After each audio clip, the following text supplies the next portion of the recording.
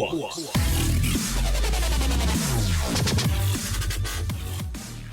What's going on, guys? It's Flux here, and today is Friday, and guess what? Thanksgiving break is coming up.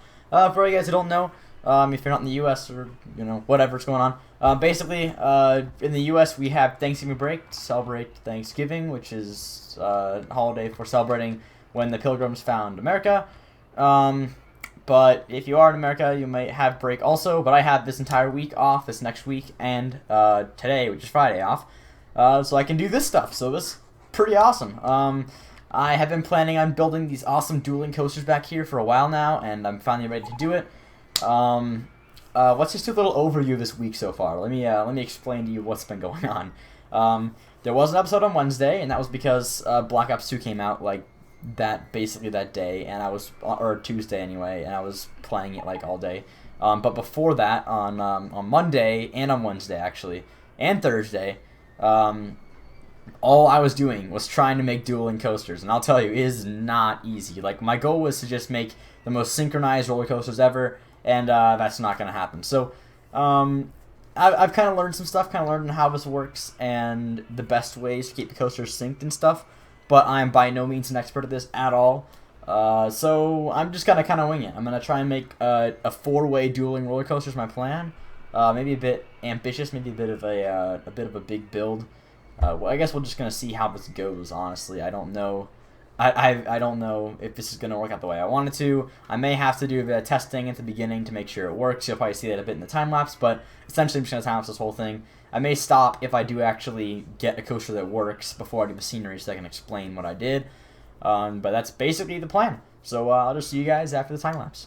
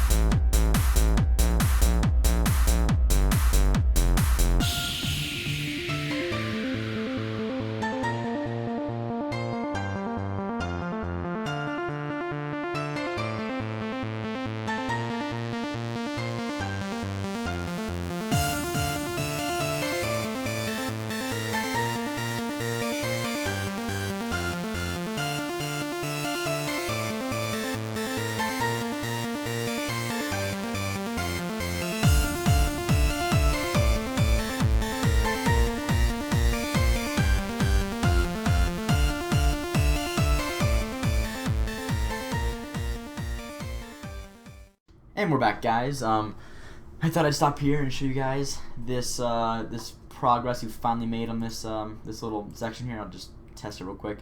You will not believe how hard it is to sync roller coasters. Even after those few days of practice and everything, I still haven't found a way that's like perfect. Obviously, I have this little track running back, not permanent, just to practice and to make sure that this all works. So you can see here I have it all set as it would be if it was a sync station. Then I hit play, and they all leave station at the same time. And basically the goal was to give the same amount of the same length of non-boosted track versus like boosted track with the rails. So you can see it's perfectly even here, and they hit this side over here. But because of the fact that these cars had that this car's a slight bit of speed and this car's a slight bit of disadvantage from this this dropped piece right here, it gets a bit uneven. But I don't really mind it, only because check this out, they like loop around each other in the corkscrews, which I think is totally badass. So they're dueling. They're supposed to be dueling. They don't have to be perfectly in sync on the launch. So I'm actually not too worried about that. And I'm thinking that it may actually, looks like it gets more and more synced as you go around more and more. I don't know. I'd have this on sync stations crap to make it work. But I thought I would just show you guys that. I'm gonna get back to work here, and I'll see you guys in just a minute.